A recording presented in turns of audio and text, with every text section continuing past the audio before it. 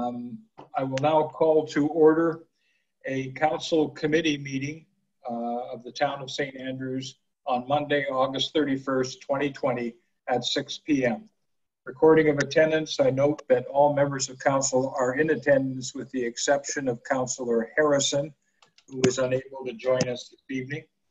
I'm going to look for a motion to approve the agenda as written. For you, Your Worship, you're also missing Councillor Gumichel. All right, I apologize. Councillor Gumichel is also absent. Perhaps he will join us in progress. I'll look for a motion to approve the agenda. So move. Yeah, thank you, Councillor Grew. And a seconder? I'll second. Thank you, Councillor Akinji. All in favor of approving the agenda, please signify by saying aye. Aye. Aye. Any opposed? Hearing none, the agenda is approved. We'll move to disclosure of conflict of interest on any matter before council this evening. Hearing none, we will move ahead. We have no presentations, no correspondence this evening. We will move directly to the introduction, consideration, and passing of bylaws and motions, and we will move to finance and administration. Councillor Bishop. Thank you. FA 191203, August 26, 2020. The subject is the 2019 to 2023 Capital Investment Plan for the Gas Tax Fund Administrative Agreement Amendment. The background. As part of an ongoing commitment to assist with the funding of capital infrastructure projects, the federal and provincial governments partner in an ongoing program called the Gas Tax Fund. The overall pool is allocated to both municipalities and local service districts based on the overall population. For the town of St. Andrews, the annual allocation starts at $123,000 in 2019 and grows to $134,000 in 2023. In addition, the Government of Canada has a one-time top-up for this fund in 2019 of $140,734. Due to a change in the priorities of council, the plan does need to be amended to add additional projects. In order to amend the use of these funds, council needs to submit by resolution an application designating the use of these funds. And the motion, be it moved that the document, the Town of St. Andrews 5-year capital investment plan for the Gas Tax Fund, Administrative Agreement 2019 to 2023 amended, be adopted. Okay, Council, this is a committee meeting. We're just simply perfecting the motions for the next meeting of regular meeting of council.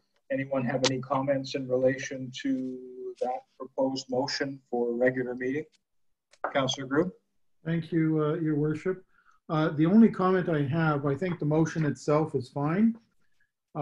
Looking at the attachment is, I note that under trail restoration, we only have a $100,000 item for 1 year, 2020, and nothing in any of the subsequent years. Our municipal plan indicates that trails are a priority. I think that we should have money in all the subsequent years to follow up on our municipal plan that says that we're going to be doing something about trails. And I suggest that maybe we could take some of that money out of the street resurfacing and put it into trails. And maybe instead of having 300,000 for street resurfacing, maybe 50,000 in each year for trails and 250,000 in street resurfacing, just to spread the money out a little bit. Give the trail people a little bit of hope that we're going to do something. I understand what you're saying, Councillor Grew, and I don't disagree. Other than there is money that can be allocated for trails from other parts of the budget, that's not the only pocket of information. I find that we're gradually adding to it more and more. I remember the good old days when we got by on only spending the gas tax money on something, and now we're adding money every year to a whole bunch of other dimensions. Not that I'm against that, it's just that we'll have to be a little bit careful where we go with this. Yeah, and this is part of the motion, so I'm just sort of indicating that maybe we might want to amend the 5-year capital budget summary to show it for the street resurfacing for 2021, 2022, and 2023, instead of 300,000, make it 250, and then for the trails in those years, just make it 50. And that way there, we're spreading it out, and it sort of gives a little bit of a plan. I'd support that amendment. Just, thank you, Councillor Gomichel. You're on board, great. Mr. Spear, can you take another look at that between now and next, when the package comes out for next week? Take those comments in regard. Chris on board? Sorry, Your Worship, I was shaking my head. Sorry. Forgot you couldn't see me yet. No problem. That'll be adjusted for the next meeting. Anyway, thank you so much for that. Okay, do you want me to go on to the next motion? Yep. Okay. Thank you. FA 200409C, August 26, 20. The subject is Amendment A-9 to bylaw number 19-07, a bylaw relating to water systems, water rates, wastewater systems, and wastewater rates, third and final reading. The background, several properties in town have water and sewer services, but because these buildings have been demolished or there has been no water consumption for several years, the practice of the town has been to bill the minimum fee for these services as stated in the current water and sewer bylaw. There have been requests from several landowners to reconsider this practice, provided as a draft amendment to Section 5. The motion report, Motion 243, July 2020, first reading. Motion 279, August 2020, second reading.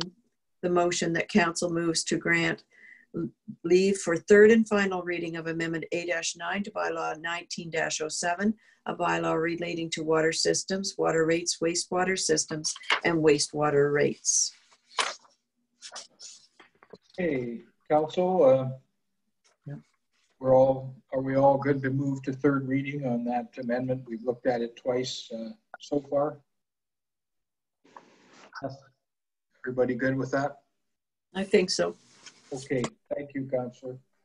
Now, the next one is regarding application to Municipal Finance Corporation release 2020 funds, FA 200805, August 26, 20.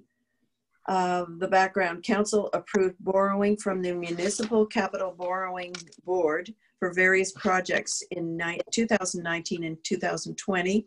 Now that some of these projects are complete, we are able to go and make application to the Municipal Finance Corporation to get the funds released. The projects being financed are as follows. So I'm not sure what we've done, but anyway, the motion is, be it resolved that the clerk and treasurer and the deputy mayor or the mayor be authorized to issue and sell to the New Brunswick Municipal Finance Corporation, municipality of the town of St. Andrews debenture in the amount of blank on such terms and conditions as are recommended by the New Brunswick Municipal Finance Corporation. And be it resolved that the municipality of the town of St. Andrews agrees to issue post-dated checks payable to the New Brunswick Municipal Finance Corporation as and when requested in payment of principal and interest charges on the debenture. And we don't have the, things, general or utility areas, and the there's information that we don't have in there, but it'll be there. It'll be filled out this week, Councillor. Yep. We hadn't put it together till after the council packages went out on Wednesday, but we're all set, and so it'll be part of this package this week. So next is the next. Councillor Bishop, I think we skipped the audit one, I think, unless we've withdrawn it. Oh, okay. We skipped that one? We didn't mean to, we just did. No, okay. So do you want the audit one now? Are they going to come and talk to us? Yeah, next week. Okay. If I may, Your Worship? Yes. Just quickly, I was trying to set up a meeting, a supper meeting with them at 5 o'clock on the 8th, because we have a meeting of objections sorry, next, yeah, 5 o'clock to meet with Peter Logan, the partner. 6 o'clock, we have a notice of objections, and then the regular meeting at 7 o'clock. I know it makes for a busy night, but we really need to try to get these audited statements through, and I'm assuming council wants to have the full presentation before agreeing to them. Good idea. I think that's going to make for an extremely long evening where we have 3 meetings back to back. I don't know if there's any way to put off the audit for another week or something, Mr. Spear. But the province would really love us to do it. I mean, I'll follow council's will, but the province would like those approved about a month ago. I mean, their patience is growing a little thin, but with COVID, they understand we're not the only municipality. But if council's willing to do it on the 14th, I can probably get it moved. Paul, can you tell me, is there anything else going on the 14th, though, as far as meetings go, that's going to mess that up? Special meeting of council. Yeah, through you, Chris. We're talking potentially the zoning bylaw second reading, budget discussion first reading, and tentative transportation master plan is one of the dates that was to bring forward. Other than that, that's the only thing we have of for agenda. I think maybe we should go ahead and have the 5 o'clock meeting if Peter Logan is available, just so we can get it through.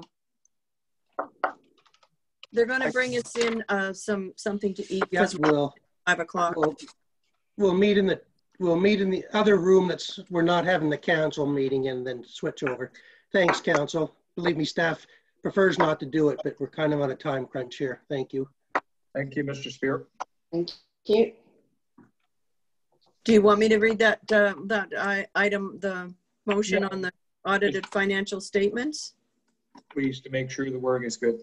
Okay, FA 200806, August 2620, submitted by Chris Spear, and the subject is 2019 audited financial statements. The background, the audited 2019 financial statements were presented earlier this meeting, that'll be next week, by Peter Logan, CPA, CA of Teed, Saunders, Doyle and Company. The firm is issuing an unqualified, clean opinion that the statements present fairly the financial position of the town at the end of 2019. The motion move that council approves the 2019 audited financial statements as presented by our auditors, Teed, Saunders, Doyle and Company. Everyone okay with that? Sure. Okay, thank you, Councillor Bishop. That's for next week. Councillor Akerjee. PW 200403, the Katie's Cove Trail storm damage issue. So the background is, after a storm during the Easter weekend in April, it was discovered the storm surges and steady winds had undermined the causeway at Katie's Cove and made it unsafe to use. Following a motion of council to accept ownership of that portion of the trail system, council must decide if they wish to address the damage this fall. After discussions with CBCL Limited, recommendations were made on how to best restore the damage and rebuild it to minimize the risk of future damage from a similar weather event. The town asked for 3 quotes, received 2, and this motion is to accept the lowest bid. There is $100,000 set aside in the capital budget for trails and sidewalks that can be used to fund the repairs. So the motion is that council approve Peter K. Gowan Construction Limited be awarded the project to restore the Katie's Cove Causeway at a price of $60,000 plus HST. Thank you, Councillor Akerjee. Everyone okay with that proceeding at the regular meeting in a week? Yeah, Your Worship, just a couple of clarifying questions just to understand the motion for decision making is in the table that's part of the staff and CBCL's report, there's a table 1, 2, and 3. I was just wondering what option this is that we're getting this particular quote on.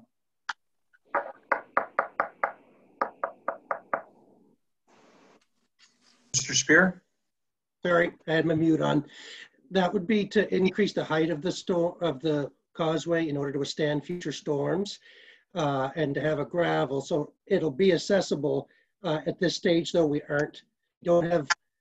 Peter Gowan isn't putting a top on it. However, with the quote of the budget of 100,000 and the quote of only 60, if we decide that we want to put asphalt on it, whether it's this year, early next year, that is an option. Okay, so just to clarify, it's table number 3, so it's full restoration plus an additional 0.3 meters higher, except the only difference is there's no limestone surface. Is that correct? There's a limestone surface, it's not asphalt. Okay, yeah. All right, so it is option number 3 that okay. And just to make sure we're comparing apples to apples, would that be safe to say that the other bidder also is bidding on that same project, the same way? Absolutely, we went with both of them. It wasn't a normal tender where we put out all these documents for people to, measure everything, but staff went out with both and gave them the same directions based on the report that Glenn Porter prepared back in May about what would be the best option. So yes, they're the same. Perfect. Looks like Mr. Gowan gave us a nice hometown discount then. So good to see. Yeah. Thank you, Deputy Mayor. Okay, we're all set with that then. We'll take that forward. Okay. Your worship, if Councilor Gumashall here, I think the second Councilor paragraph in the background could probably be removed. It's not necessary. The what? The second paragraph in the background.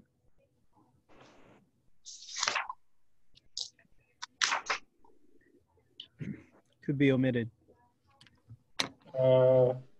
Why? It's superfluous.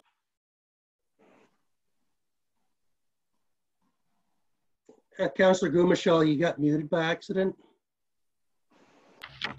Sorry, I don't think it's, sorry about that. I don't think it's necessary to the motion, but For spending money on town property. See no harm in having it there. No harm.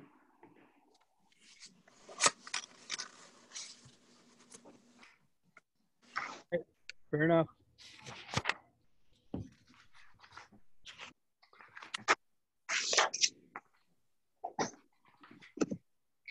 Okay, we move on. Okay, next item is PS 200304A and PS 200304B, and it's with regards to the Provincial Emergency Communications Agreement.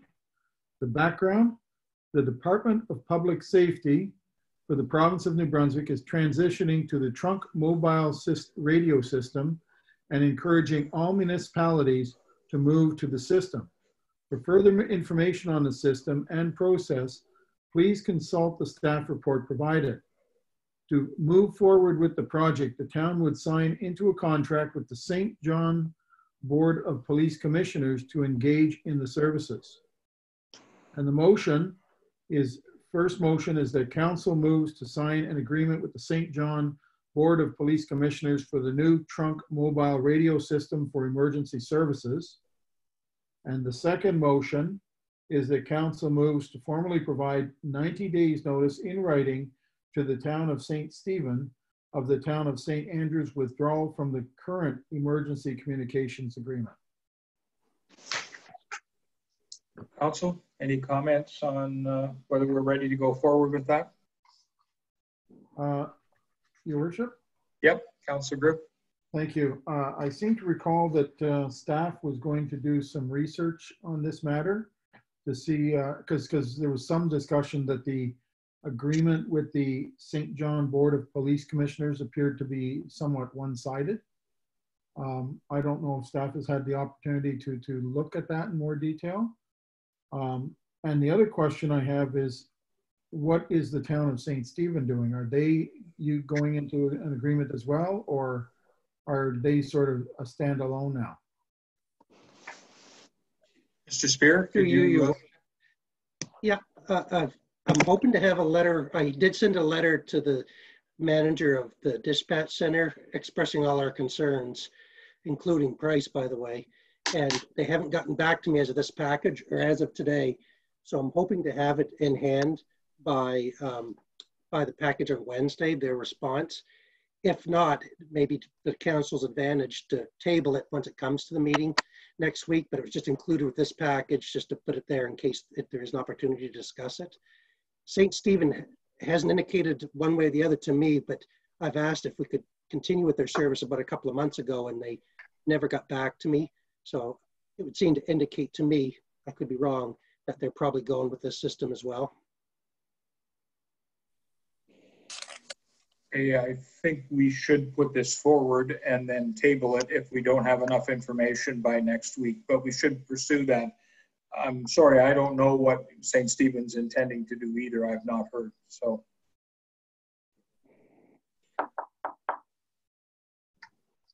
Everybody okay with that? And in the meantime, Mr. Spear will follow up and attempt to provide us with additional information by next week. Yes. Okay, thank you. Are we ready to go to the registers then? So I think we'll go first, though. There are 4 things that staff have prepared reports on. Okay. All right. Perhaps we can start with those since staff have those reports in hand, and then we'll go back to going through the registers.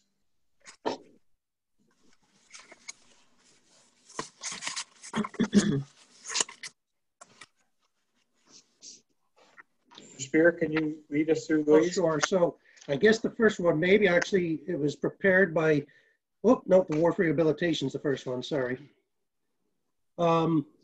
So during discussions about the potential, and again, it's just a potential for the funding for the Wharf Rehabilitation, Council asked me to come back and come up with some questions, or that provided me some questions and to come back with.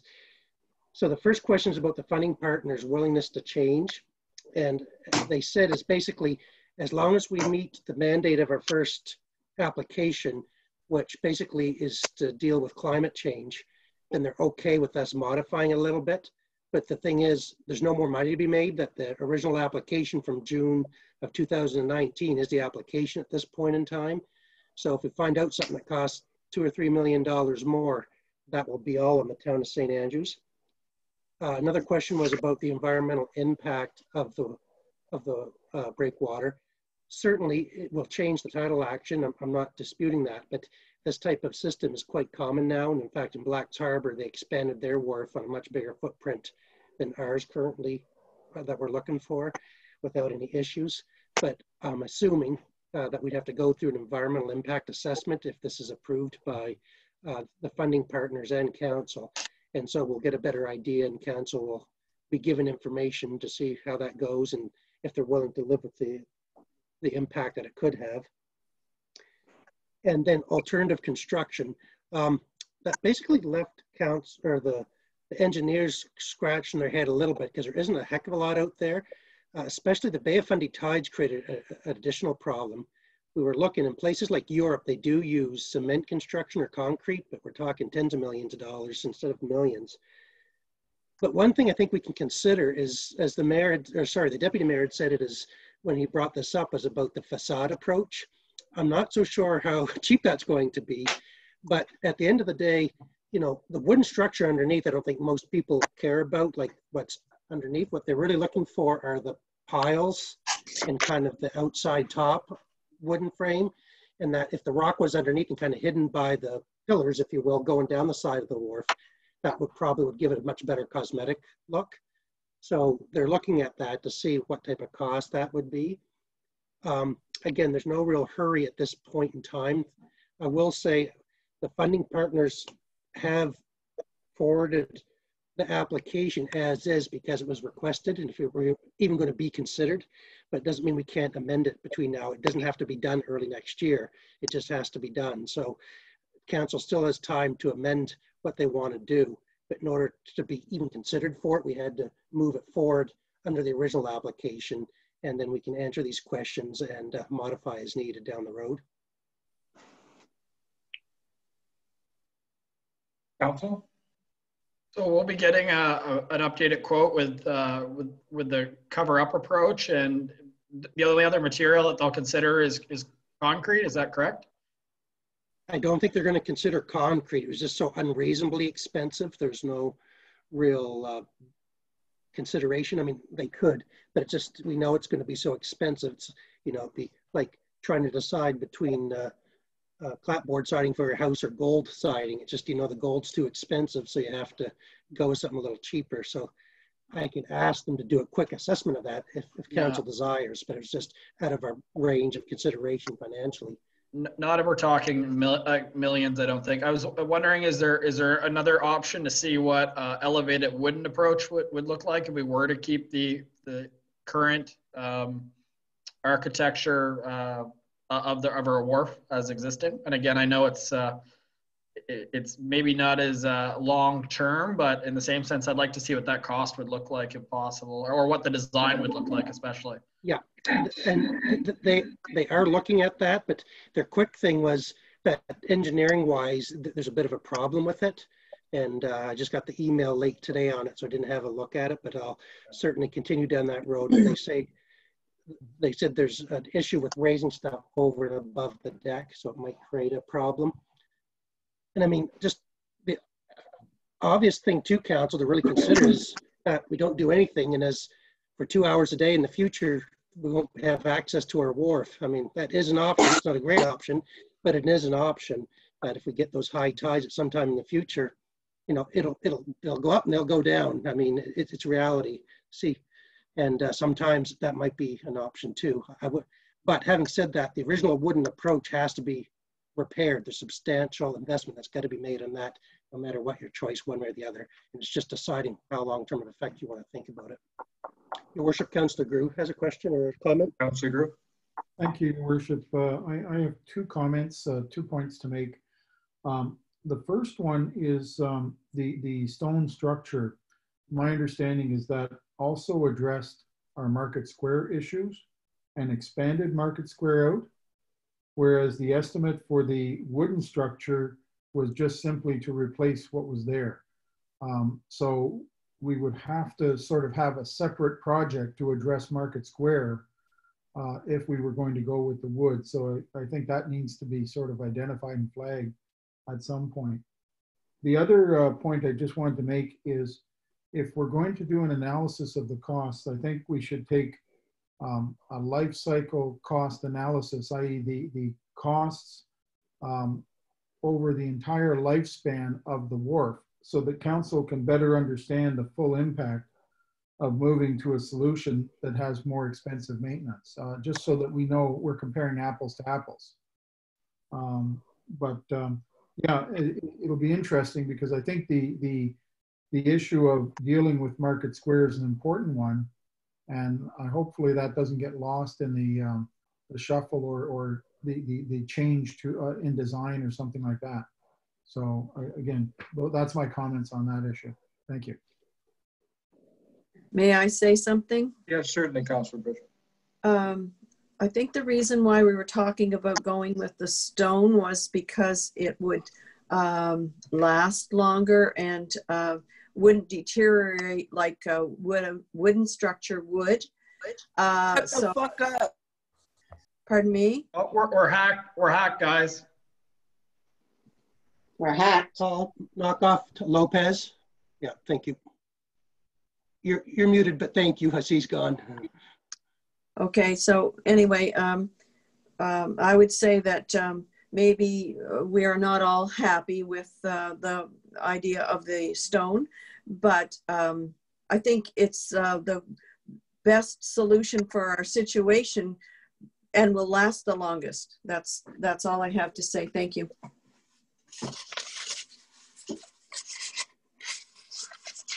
Council, are we ready to take this forward next week, at least, and have a full discussion? I think so. Sorry, Your Worship, I don't think there's really anything to move forward. This is more just an update for at this point in time. Okay. As we get more information, we will supply it to you. Right. And again, Mr. Spear, I just want to make sure we all understand that although we got a relatively positive response from the potential funders for this, about making changes. What they did say, I believe, is that we can't remove the environmental considerations from whatever alternative plans we put forward, because that's why they're inclined to want to give us the money in the first place. And that's just my interpretation of what they're saying, that if we don't have a strong environmental purpose, we're dead in the water, pardon the pun. That'd be correct, Your Worship. That's a fair assessment of the funding that they're putting it through. It's not just a replacement, but it's to address climate change adaptation. Okay. So it looks like we've got more work to do on this before we're ready to make a plan, go forward. Thank you.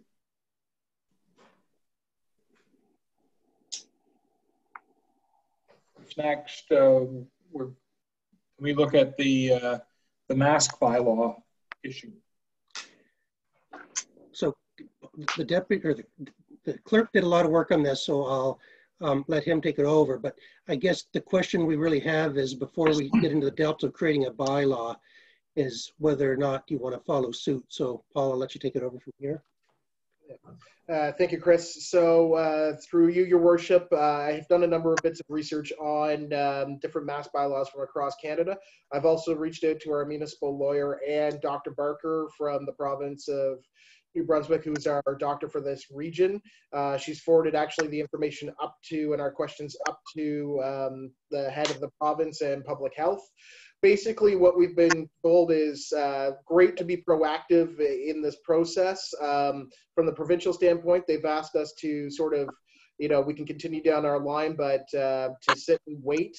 They're looking at hopefully something after the election, but they said more information will be coming. We're starting to see a number of businesses like Loblaws has clearly moved to masks as of tomorrow, so we're starting to see more and more of this. And again, across Canada with some of the bylaws that we have seen, some of them are blanketing of communities and some are just municipal assets. So like arenas, youth centers, municipal halls. So it's really a variation, but, and also coming back from our lawyers was questions on, how would we enforce what's like, as we have limited enforcement capabilities, how do we work with businesses? There were questions along that.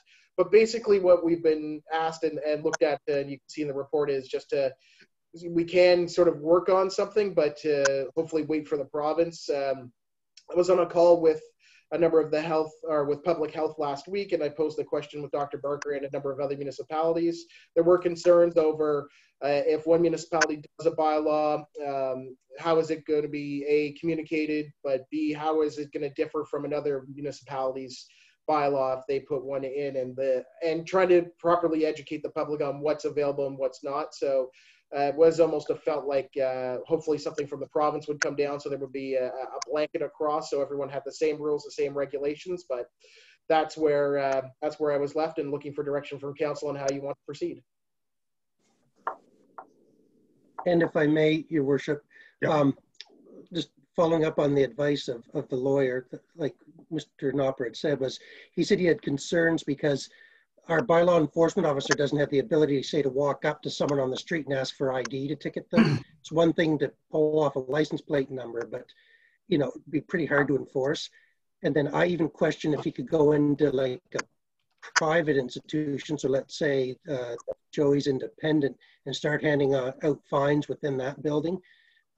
Neither the owner or the people inside, the customers, would be really happy. So I think maybe it'd be better, staff's recommendation is to wait for guidance from the province, and then they'll have the authority to enforce it a lot easier and give us it.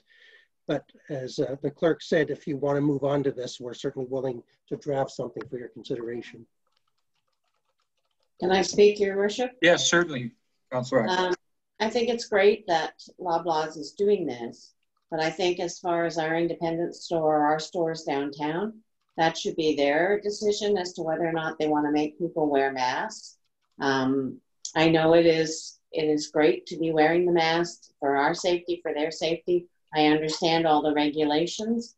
Then I see that they have that some people cannot wear and they're not allowed, but you're not going to know unless you ask them because they're just not wearing it. I mean, we had a church sale where we asked people to wear the mask and had no problems with most people. There were a few that said no thanks and they didn't come in, and that's their prerogative. I think that should be their decision. I don't want to see going like the cities and making it mandatory. I think we will certainly be turning off tourists that want to come here if they have to be mandated to wear masks. I think, you know, most people are wearing the mask. There's very few that I have seen that aren't wearing the mask. So I think we're doing the right things by allowing people to make their choice of wearing it or not wearing it. Thank you. Thank you, Councillor Akergy. Anyone else have a comment? Mr. Spear, when we, sorry, Councillor Drew, you go ahead. Oh, thank you, Your Worship. I guess I have sort of a different viewpoint from Councillor Akergy, and I respect her position on this. But I think that the town of St. Andrews, we host visitors from around the Maritimes, and hopefully in the not too distant future, we'll be hosting visitors from Canada and the US again. And there are many areas in town where it is just not possible to socially distance. And the current regulations are to wear a mask or socially distance. And when you're walking into a store that has one door and it's not possible to socially distance and people don't have masks, I think that that does create an issue. Having a municipal bylaw that requires mandatory masks, I think would add a lot of clarity, since everyone would be required to wear a mask. And it shifts the burden of compliance away from the store owners. And I was in Alma this week, and I was talking to one of the restaurant owners, and he was indicating to me that it was a real chore for him and a burden on him to try and enforce these masks. Whereas if there was a town bylaw that said you had to wear a mask, he would just simply say, well, it's a town bylaw and you need to wear a mask. So it would sort of put the onus on the town bylaw enforcement officer, and I think would make it easier to enforce if it's, you know, mandated across town. And a mask bylaw has been enacted in many, many other municipalities and is a proactive measure that council can take to keep the residents, the employees, and the visitors to our community safe. And given that a bylaw requires 3 readings and can take a long time to do, excuse me, I would suggest that we move to first reading. We get the views of the public and the businesses and the community on, do they want us to keep going with this? But at least it would show that the council and the town is being proactive in considering the safety of our residents and the visitors. So I think it would be a good move to put it out there and let our community decide as we go to if they want the bylaw or not, rather than just not do anything and cross our fingers and hope the province is going to do something. So that's my comments on this issue. Thank you. Thank you, Councillor Grew. Mr. Spear, my big question is, a lot of research has been done on this, but I don't see any indication that any municipality in New Brunswick has passed a bylaw requiring masks to be mandatory within their municipality. My point is, maybe that's not true. I'd like to know whether it's true. And secondarily, are we in a position to pass a municipal bylaw that exceeds the standard that's been set by the provincial government? In other words, I would assume that in some of these other jurisdictions where they have bylaws, that their emergency provisions implemented by the provincial government include masks, whereas ours doesn't as a mandatory thing. Is that something we should check with our lawyer before we even go to first reading? I don't disagree with putting it on the table so that we can have a full discussion and have the public involved in it. So I think, Councillor Grew, you're on the right track in that regard. I just want to make sure we're not jumping overboard here when we're not going to get the support of our provincial government if we do it. I'll defer to the Deputy Mayor, Your Worship, who's been asking to speak, and I'll answer your questions. I just think, Your Worship, we should just get consensus before we make staff do any further work on this particular motion. Myself, my opinion is Dr. Russell in the province of New Brunswick have been leading the charge in what our COVID-19 guidelines are. And last time I checked, although my family and I, when we go into public places, do make the decision to wear a mask, really it's up to the individual. And if it was a situation where I felt like the province of New Brunswick wasn't doing the best to protect us, I would certainly consider that. But at this particular point, there's no active cases that I'm aware of in our region. And it continues to be monitored by Dr. Russell and her staff on what is the best foot forward for New Brunswickers. So at this particular time, I do not think that I would like to see this motion go forward. I think that it's good to do the research so we know what that might look like and the barriers should we need it. But right now, I do not think that it's something that I would be looking to implement. Thank you, Deputy Mayor. Your Worship. Councillor Akaji. I'd like to thank staff for doing such a great work, but I too ditto what the Deputy Mayor said. I don't want to see anything go forward without us doing a little more. And I do trust that the province is doing the right thing and that St. Andrews is doing the right thing, because we have been out there first doing a lot of things and people have commented on that.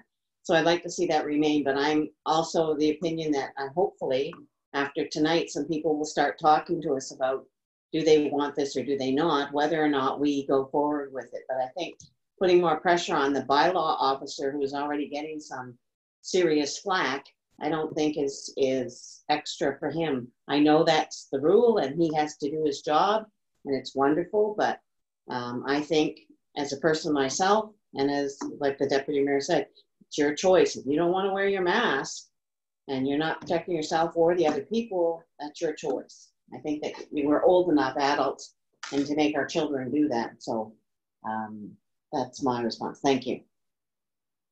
Thank you. Your Worship.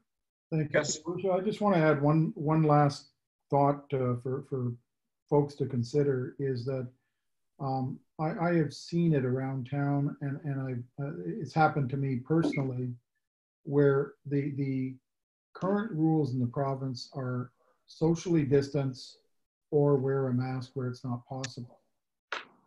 There's been numerous occasions around town where I have seen people not socially distancing, and as I said, there are points where when you're going in and out of a store where you're not socially distancing and people are not wearing masks.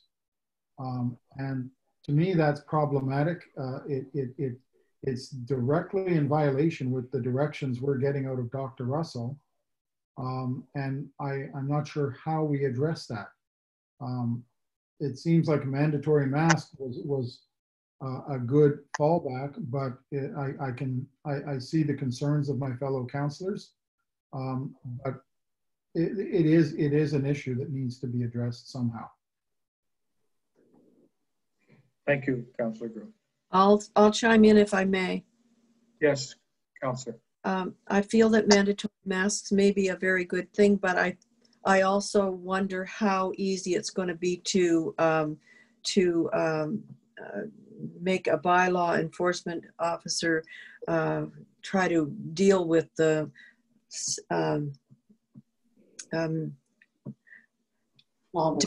to follow up on everybody, and is he going to have to fine them or whatever? And anything that we can do, I feel, as a town to get people to wear masks is a great idea. Maybe you could just have a statement that we're encouraging. You're going to have a fall newsletter, right? We're encouraging everyone to wear masks when they're out and about, when they're in close, less than 6 feet away from someone. Make sure you wear your mask when you're going into businesses and things like that. I think to try to get that information across to people that we as a town support that in order to prevent the spread of this. There's new cases that are coming up all the time. When you listen to the news tonight, there were more cases. So we've been very lucky in St. Andrews, but I think that we can't rest on our laurels. We have to make sure that we do everything we can to protect both ourselves and the other people, the other person, right? Thank you. Thank you, Councillor Bishop. So what I'm hearing is that we don't have consensus, but what we're concerned about is that we might wait a little bit longer to see what the province will do, if they will go further. But in the meantime, we should have a better educational program to get the message out there that everyone should be prepared to put a mask on if they're not wearing it because of the difficulty in certain circumstances of distancing according to the rules. So I don't disagree, Councillor Bishop. I think you're right. We need to encourage people to be equipped to do that when the requirement. Larry. Okay. Thank you.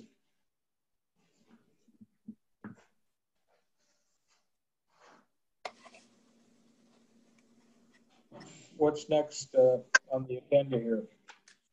I have a note on the VIC, Your Worship. So I'm not necessarily sure if we have to talk about it much tonight, but maybe, as the note said, there's been talk in the past about council wanting to pass the VIC over to the chamber, and I've communicated that to them. In a meeting that we had with the Tourism Accommodation Levy Board, they truthfully think that the VIC is a good thing, but now the big question comes on who's operating it and who's funding it. We told them that they had to prepare a proposal to council and come back. Now, I guess I'm waiting for direction from council to see if I read council wrong and that we'd like to continue to operate the VIC on our own, or if there is still the hope that the business community will take that over, whether it's through funding from us or not is another question. So we can move forward with the budget. But I have asked the Accommodation Levy Board and the chamber kind of to work together to come back with a proposal, what they think is the model that works. And then we have to determine where the funding is going to come from, whether it's through the taxpayer or through the accommodation levy. But I guess at this point, sorry, Deputy Mayor. I was just saying, I don't know if there's much to debate tonight or just to wait till we get something back from those providers. No, I was just going to say, can we just review the presentation that the Chamber of Commerce made to us? They had a matrix that had I's and R's for responsibility.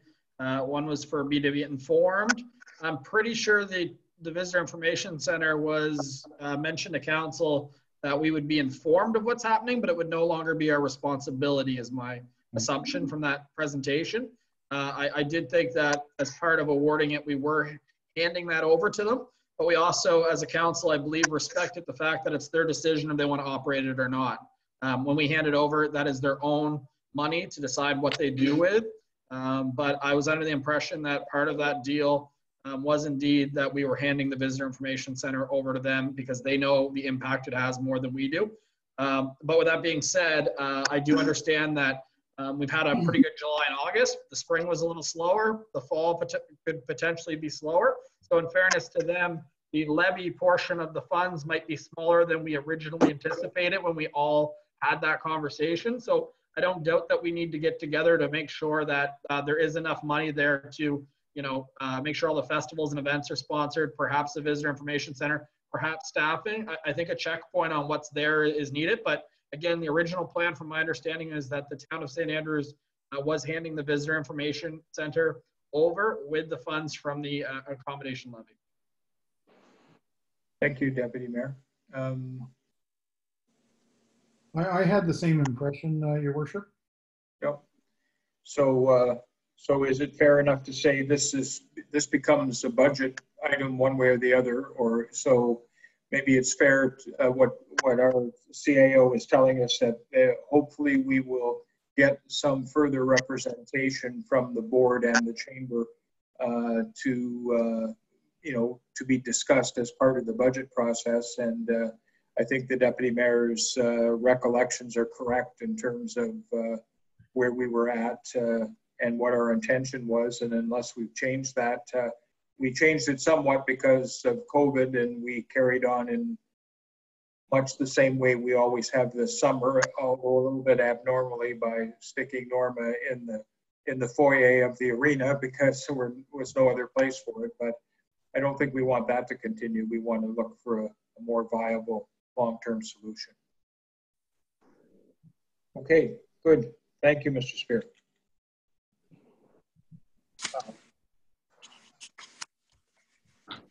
I guess the last thing, Your Worship, under these staff reports that were included in the back of the committee package was, I'll try to keep this one without name and name, but there's a resident who had some stormwater damage to some personal property in regards to a structure that was adjoining to our road, and a fairly lengthy staff report was provided to council to review. I guess that the structures on the downslope, which our road is, and the water may or may not, but the structure itself is considerably older. It's been around for a long time. The other thing is there's lots of cases in town where there's stormwater damage, especially in high rain events. And under the Local Governance Act, Section 177, we're exempt from having to pay that the insurance companies can't even come after us, just because we do our best. If we're blatantly avoiding our duties, then they can come after us. But, you know, we're continuously trying to make improvements and to do what is necessary to try to preserve our own and people's private property. And so while we appreciate that the individual is out a couple of $1,000s to repair their damage, I don't think the town should look at making a payment towards that. And so I just need to know if council wants to move this forward for debate, or if, well, I can provide a letter to the resident saying that it's just that our ongoing policy has not been to pay for damages due to stormwater. May I speak, Mayor? Yes. I concur with what our CAO has recommended to us, that this has not been a policy that we would pay for such things, and his recommendation is that we do not do that. So that's my opinion on it. Thank you. Thank you, Councillor Bishop. Anyone else wish to? Deputy Mayor? Yeah. Deputy Mayor? Just before we move on, just to the previous one quickly, I pulled that presentation up on the Visitor Information Center. I know we moved on, but I just wanted to let everybody know in front of me, it says Visitor Center operations. Accountable would be the Chamber of Commerce. Responsible would be Chamber of Commerce staff. Consultant would be the Tourism Association Steering Committee, and informed would be the Town Council. So to me, that clarifies that it's no longer our responsibility as per the presentation that we received for the decision making. And just about the motion at hand now, sorry about that. I just wanted council to be aware of that. I concur with staff. Thank you, Deputy Mayor, for both things. Appreciate it. Okay. Council, if everybody agrees, unless somebody disagrees, let's send our staff away to implement their recommendation. Okay. Now, through you, Your Worship, just one yes. more point on the budget, if I can just address. Council did receive a timeline of meetings upcoming that are tentative. There was one Saturday meeting there. I will bring that up. Does council wish to meet on a Saturday? I promise it won't be more than 14 hours. I would vote no to Saturday meeting. Yeah, I don't like the Saturday meeting, but if it's necessary, I don't mind. I would say, council, it would only be a morning meeting, but I hate the thoughts of it too, but we just put it up there because the timeline on the budget, and we have so much before us in other things, including the municipal plan, that I just thought if we had a quick, well, not quick, but say a 2 to 3 hour budget from 9 to 12 on a Saturday, we might be able to pick a lot, but we threw it out there just for discussion. Well, I'll throw it back to you then, CAO. If it's necessary, we will do it, but it's not our preference. Let's put it that way. Well, maybe we could make a little deal here. Maybe we could see how well the budget discussions are going, and we won't have it on that date, but if we get running behind, we'll have a Saturday meeting a little later. How's that? Okay. It'll be up to us. The challenge will be for us to get efficiently doing what we need to do with the budget, so we don't have to have a Saturday meeting. Okay. Just for the record, you could approve staff's draft one budget and then you could have the rest of the year off. So nice.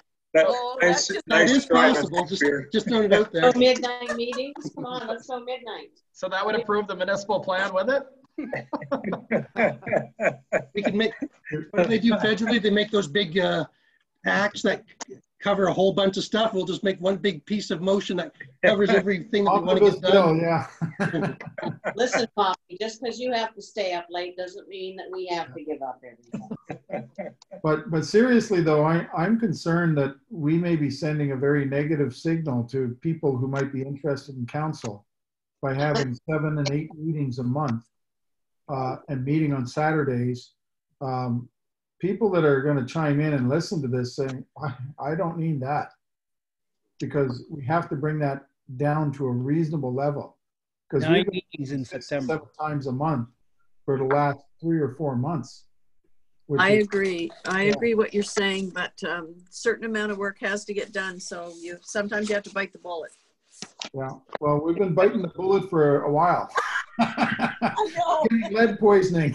4.5 years. Don't shoot the messenger. Come on now. Well, look, Your worship, I also thought we had agreed not to have 6 o'clock meetings. We were going to move them to 7 o'clock meetings. No, we didn't vote, I don't think.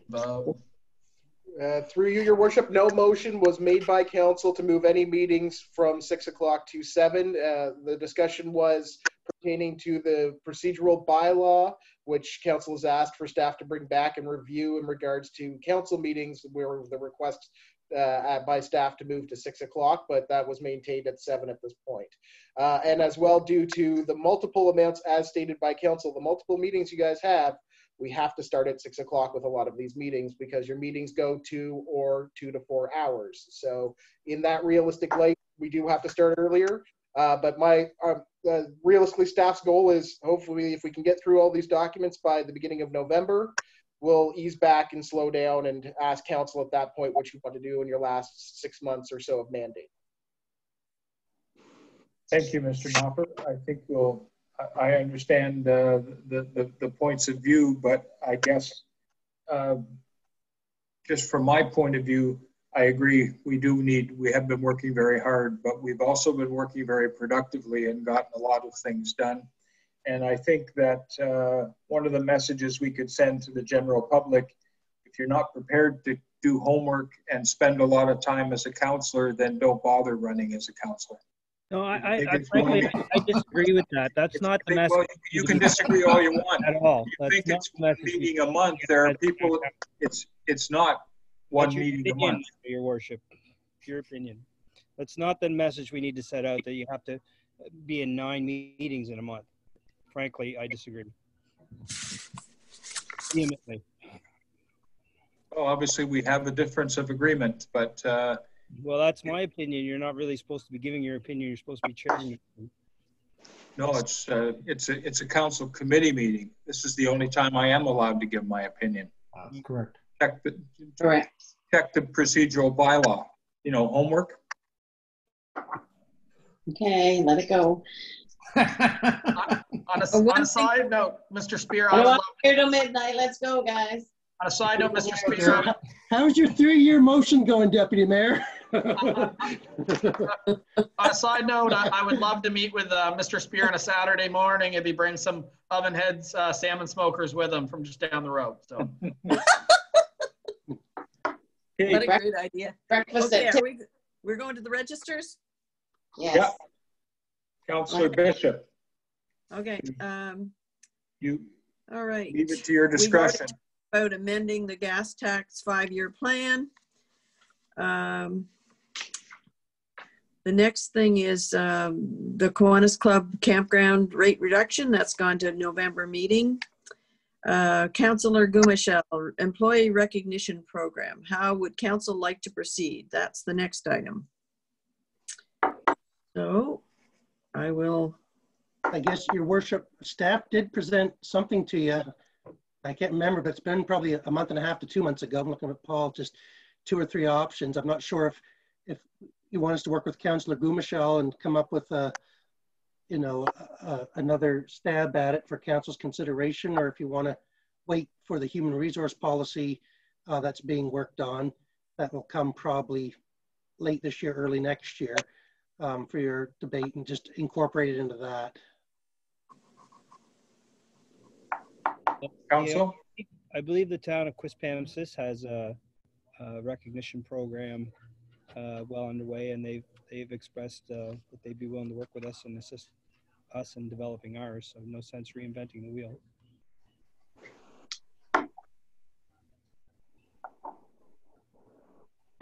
May I speak? Yes, certainly, Councillor Bishop. I don't want to add any more piles of work for anybody, but I don't think it ever hurts to, give somebody a little certificate or, a little citation of some kind every once in a while if they've done a good job. So that's just my opinion. I don't think, Councillor, that this is a certificate program. It's more like a year pin annual. Like each year you get a pin for service and those sorts of things is what they do. Okay. Yep. Christmas party / team building kinds of things. Well, that's fine. I wouldn't care what kind of form it's in, but Hey, staff will wipe that out or pull that out, dust it off, and submit something to council over the next few weeks to review it, Your Worship. Okay, Mr. Spear, I think it's, as it stands now, we're talking about a staff recognition program, and for the most part, staff report to the CAO. So it seems appropriate for it to come from that level. okay. The next one is the update on the Wellness Center RFP process. Yep, so just to let you know that we've kind of through the tough phase when they were tearing everything apart and rebuilding. And so we're actually hoping that the construction to be complete by early October. Things have gone relatively well. As Councillor Grew will be proud, we stayed below the 20% overrun. I think we're closer to 10 or 15%, we hoped. Little change in the thing, but we're going to be having discussions with Dr. Peer and the users to see, because they may not be ready to move in right away. It'll be quite a process for them to transfer everything over. There's also going to be discussions and staff in the budget that'll be coming this week about furniture for the place, and we might have to have discussions about if you want them to move in and then have to move furniture around, or if you want to wait a couple of months so we can purchase more furniture. There's even the opportunity to take money out of reserve funds this year, place an order for the furniture, and so just about everything they get when they walk in is new, now that we're transferring old chairs and exam tables from the old place. So that's up for discussion. Just to let you know, in the fitness center, a couple of people were a little late, and I don't know if anyone noticed, there's an ad in the Telegraph Journal this week advertising it just to try to stir up some interest. And so I've extended the deadline till I think the 21st, might have been the 14th, forget now, but so of September, just so people could have a harder look at it and make a decision. We've had 6 proponents take it out already, which is great, but probably 2 to 3 of them are just kicking the wheels, more of an interest sake than a serious look at it. So we do have people considering there. So by the committee meeting in September, I hope to bring results of those back to council, and we might be able to award it in the October meeting for the successful proponent. Mr. Spear, could I just raise a question? Have we had any thought about the timing of when we will put the existing health center for sale, or whether we still want to do that as council? That was the original thought when we went into this. That was part of the financial plan for the new one was to recover money through the sale of the old one. Yeah, and I'd say this council wants to do it for that reason. I guess what becomes a bigger question is if you value it as a heritage property, you're going to put certain conditions. Staff recommendations may not to be, because that lowers the value of the house when people have to come in and put a lot of investment in it, but we can have that discussion later. But I wanted to have a meeting this week with Dr. Pierre and company to see when they're planning on moving. Then we could throw that out once we get that known, when it will be ready for closing and start that process. But we'll have to have a discussion. I guess council should consider if they just want to put it out on the market as is, you know, in a zone residential, or if they want to, you know, like they did say for Anchor's Landing, and put out something with a very specific purpose, saying we want whatever here. So whether it's multiple residential housing of some sort, or whatever have you, that if you want to have a more defined purpose for that piece of property. But again, I'd just say for rural New Brunswick, when you start putting those types of ties to property, you're probably lowering the ultimate value on it as cash coming in, although it could increase the value to the community if you get exactly what's needed in the area. So I'll just leave that for your consideration, and maybe follow up with you the next couple of weeks after my talks about what the timeline looks like for that, and we can put it out. Okay, thank you, Mr. Chair. We don't have to decide that tonight, but we should be thinking about that. Yeah. Worship, just wondering, since we're talking about the Wellness Center RFPs, the dentist, if there's anything to add there. You know, you got a brand new facility. I think that there's an opportunity to do an RFP for those as well.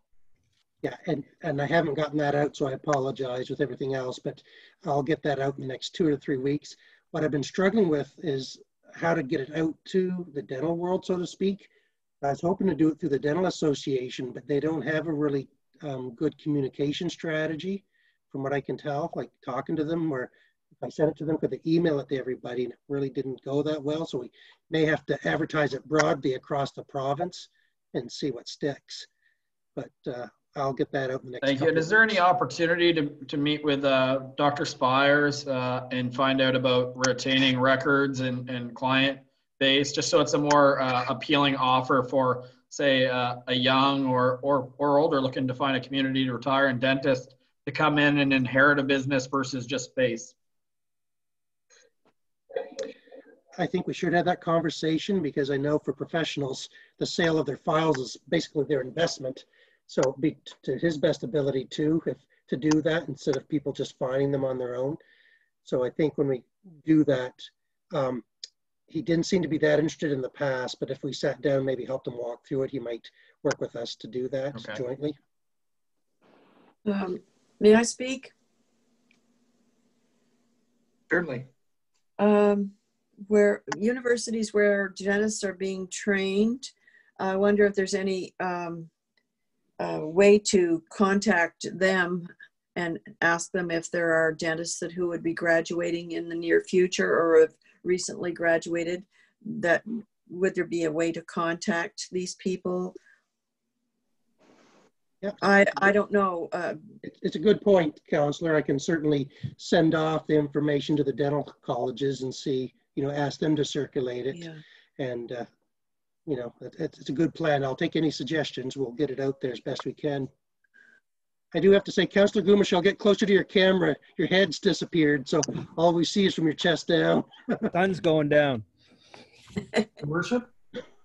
Yes, Councillor. Just to add to the dental conversation, I know the dentists that I deal with, they have 2 offices, one in St. John, one in St. Stephen. And they rotate from those 2 offices throughout the week.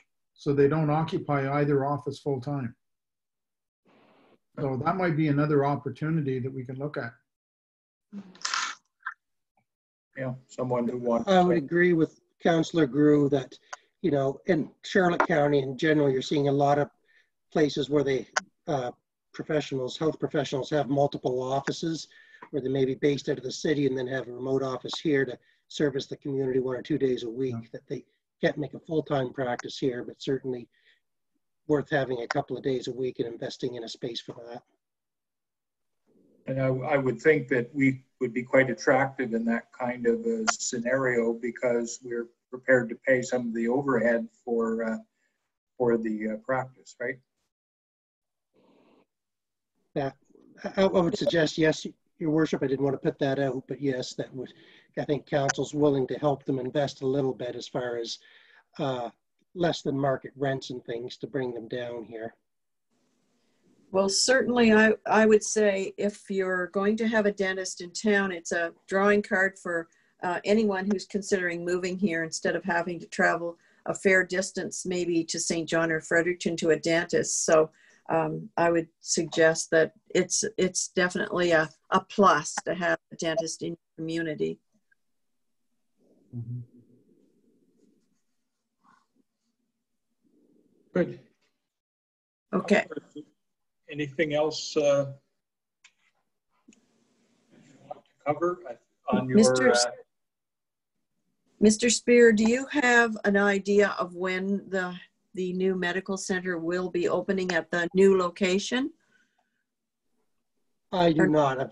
That's more on the current users, the physician, than it is on us. But I am having a meeting in the next week or so with them to discuss that. So to help them lay out a plan and see, because they'll basically have to shut down their practice on Sophia Street for a week or better to get everything transferred over.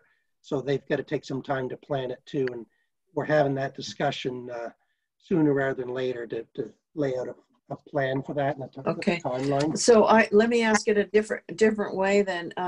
When will the building up there be ready for occupancy at the arena? Thanksgiving. Thanksgiving. Okay. Thank you. You're welcome. All right. We're going on to the next item then. Is that all right, Mayor? Yes, certainly. Okay. Procedural bylaw for the organization and operation of the Council of the Town of St. Andrews. That's just with the clerk and I to come up with some maybe tightening up, and there's a question on the timing of meetings. So really nothing at this point to bring forward until maybe next committee meeting we'll have something. All right.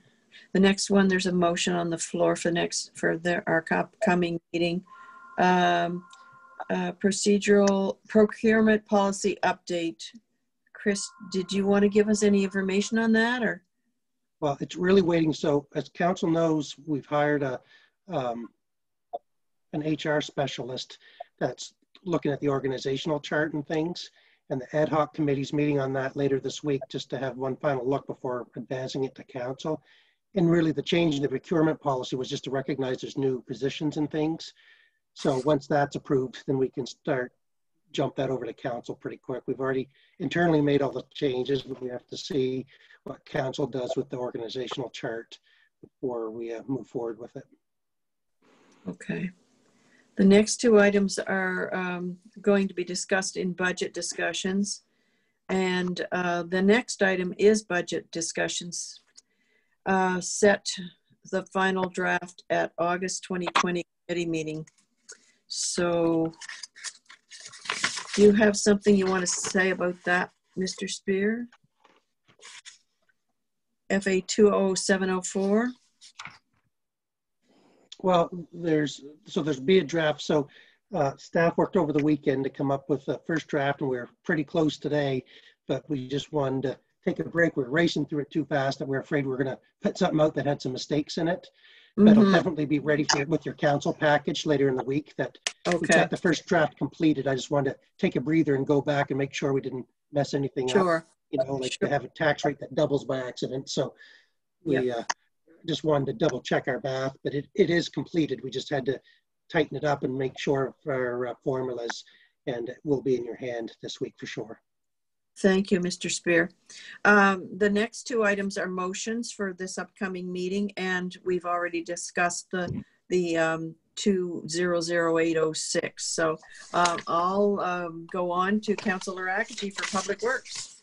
Thank you. The first one is Mary Street Tree and it's being reviewed by staff.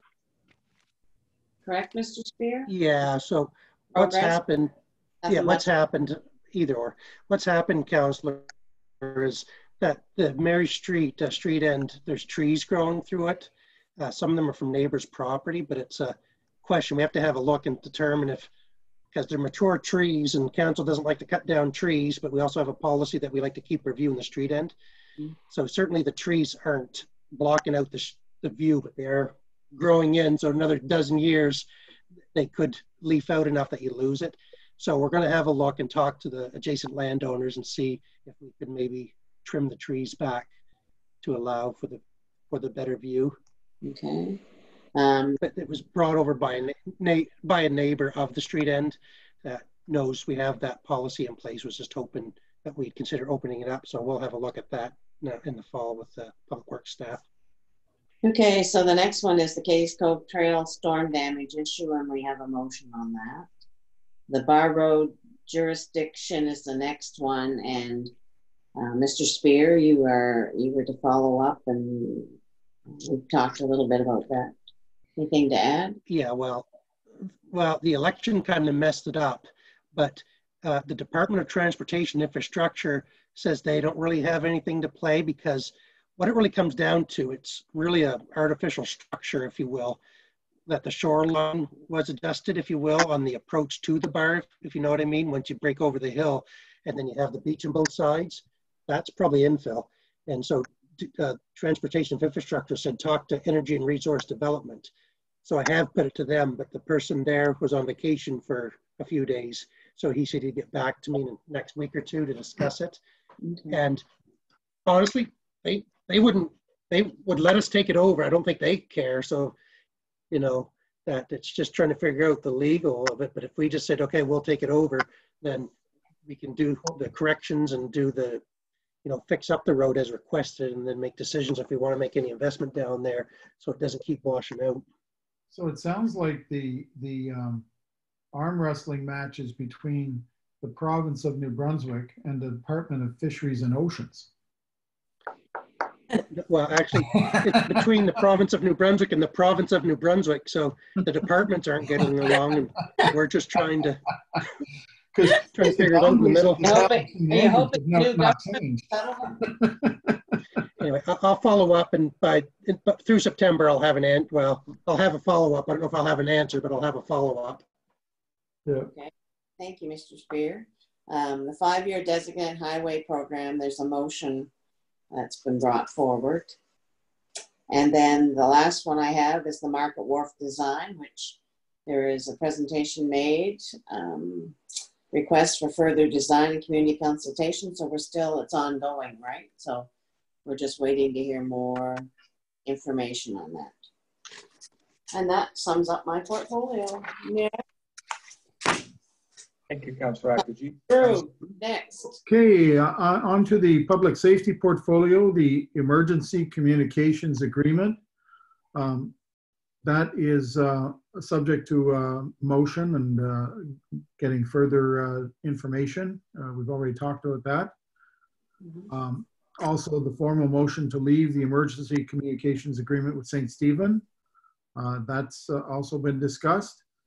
The famous deer issue seems to be in the spotlight more and more these days. I noticed Rod Cumberland sent an ad out and, with his 4-point plan on how to get rid of deer, and we've met with the Minister of Environment, our resource minister, to talk about that. And he's promised all sorts of things regarding increasing the size of the hunt and possibly transporting deer to the preserve in Minto. So there's all kinds of positive moves with regards to controlling deer within the town of St. Andrews. RCMP letter to the federal government, that is, I think, is in abeyance right now. We've had the meeting with the RCMP. I don't know if you've heard anything more from the RCMP, Mayor? Nothing yet. Okay, I think that's an issue that should be coming up very soon, I think. Yeah. If I may, Your Worship, I got in touch with one of the people that met with us, Mr. Healis, who's, I forget what, he's like the finance, and he said he'd have response by mid-September for us. So just in the midst of our budget discussions, they'll follow up with that. So they are working on it. So hopefully I'll keep on them for that. Good, thank you, Mr. Chair. Okay, and the last item is the mask bylaw, which we've already talked about. And I suspect more to follow on that in the future. Your worship, if I could add on to that register, it's been brought to my attention that from a reliable source that Ambulance New Brunswick may have had coverage for our area. I believe maybe out of Quispam-Sis is where the ambulance was located over the last month. So I was wondering if staff could perhaps investigate that a little further, because that's just clearly not acceptable. I think we can all agree to that, it's been on the register previously. I don't know where that kind of ended up, but I think the service that this area is getting in the ambulance, it's nothing against the drivers we have in this area and the staff. The ones that are scheduled are doing a phenomenal job, but I think at times there's just not enough coverage. Again, no fault of their current staff, but I think we need to address it if it is true that this area was covered by Quispam-Sis. Thank you, Deputy Mayor. Yeah, we will look into that. Mr. Spear, thank you. I wasn't aware of that. Okay. Oh, sorry. So it's mine. Courthouse we talk about during budget time, so no point. We're not going to solve that tonight. Visitor Information Center we already discussed. So the only other two that are on mine is the Volunteer Recognition Awards and the Sheriff Andrews 200th anniversary celebration. I was wondering Mr. Knopper could send out maybe kind of like a meeting calendar request for all of us, just to put it in our calendars to attend that. Maybe put optional beside it or whatever, but it's just good to have that in the calendar to make sure that none of us miss that want to attend. Through you, your worship, you'll have it in your mailbox tomorrow. Great man. That's it for me. Would you like me to keep this pace up for Mr. Harrison's portfolio? Yes, please. Mr. Harrison's all motions are ongoing, and see-through deer fencing, staff will come back to us with a recommendation. That portfolio is also done, unless somebody would like to add anything. Nope. Great job, Deputy Mayor.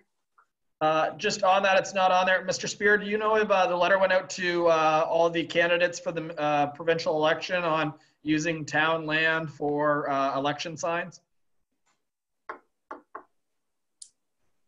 I'll have to follow up, your worship, Deputy Mayor. I don't know. I know I've talked to a couple of them just to let them know verbally, but I'll be sure to get an email or send a letter directly to their candidate's office tomorrow just to remind them. That should be enough if you talk to them all verbally, I would imagine.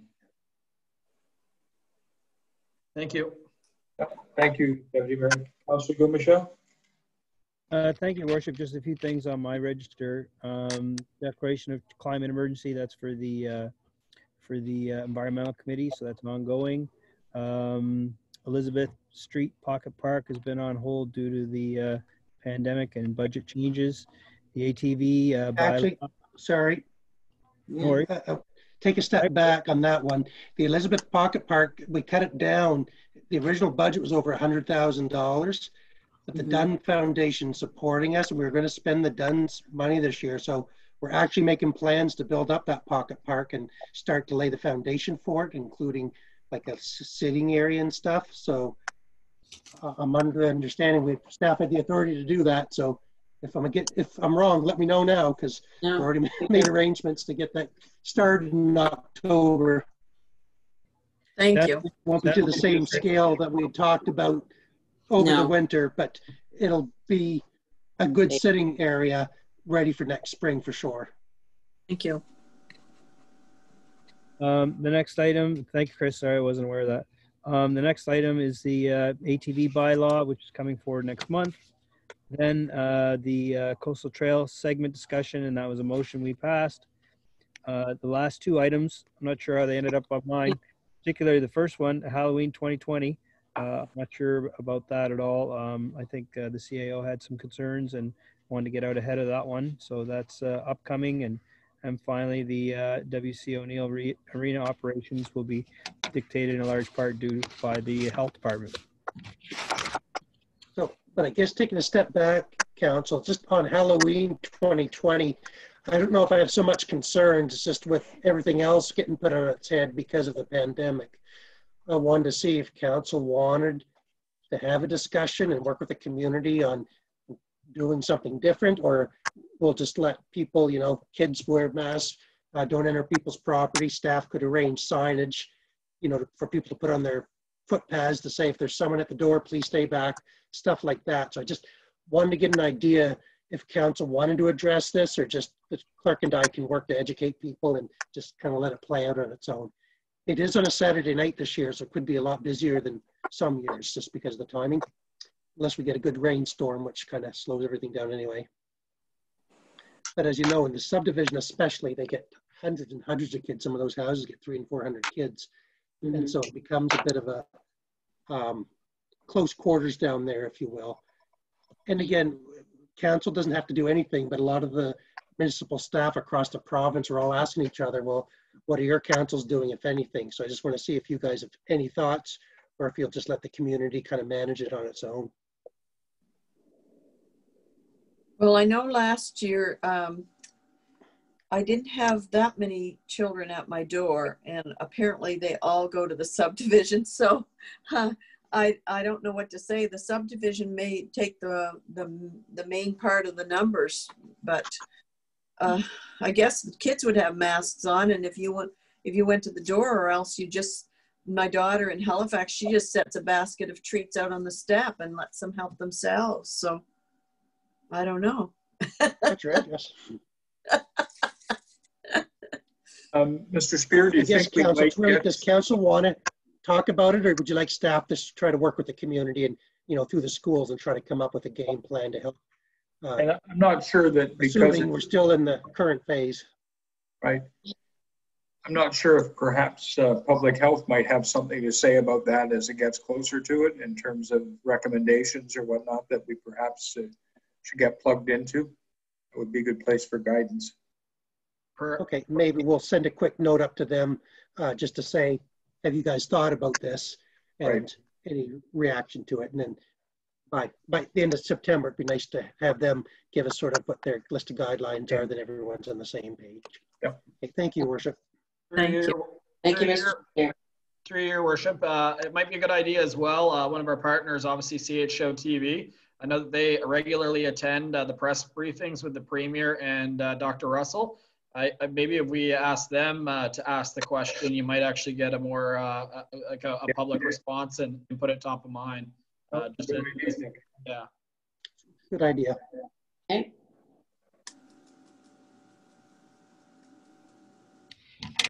Okay, I think that's it.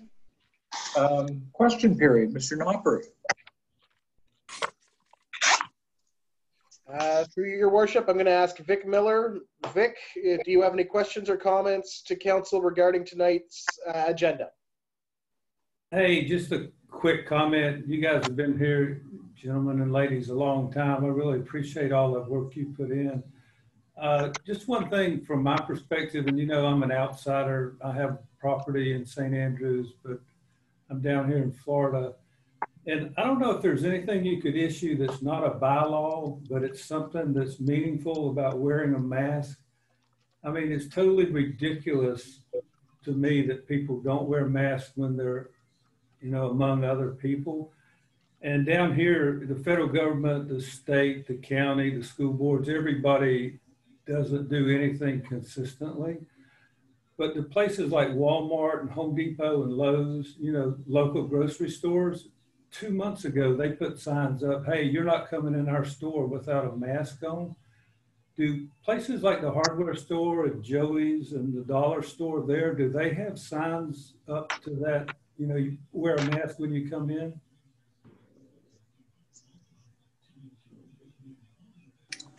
Through you, your worship, Mr. Miller, really, most places aren't enforcing it right now. Some of the larger chains, as mentioned earlier, like Loblaws is, Walmart is encouraging people to, even Costco, when you go in, they're handing masks to people, ask them to put them on.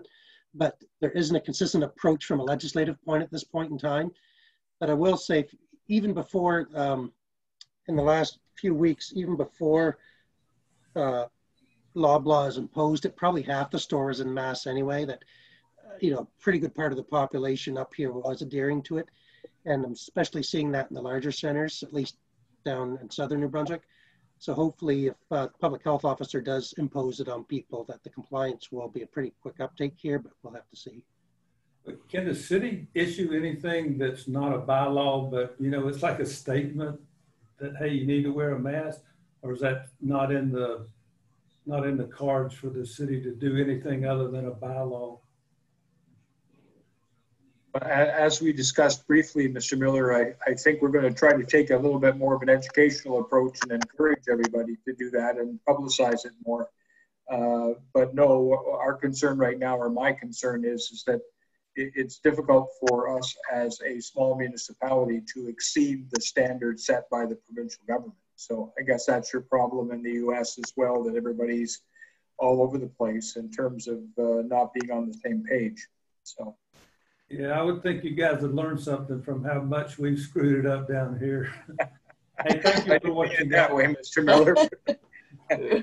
Thank you.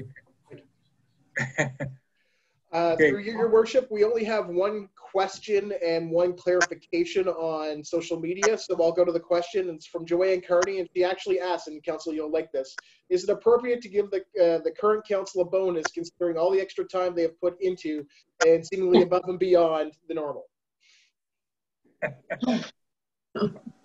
Only staff, your worship. And just as a clarification point, Jimmy Craig would like you to know that they're not ambulance drivers, they're all paramedics. So when referring to them, they're all paramedics, please. My apologies for sure on the terminology. Thank you. Yeah. Through you, your worship, that's all the comments that we have. Any questions? Okay, great. Thank you, Mr. Knopper. Councillors and Deputy Mayor's comments.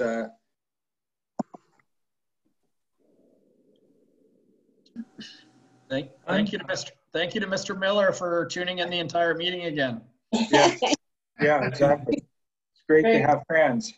Honorary councillor. Yes.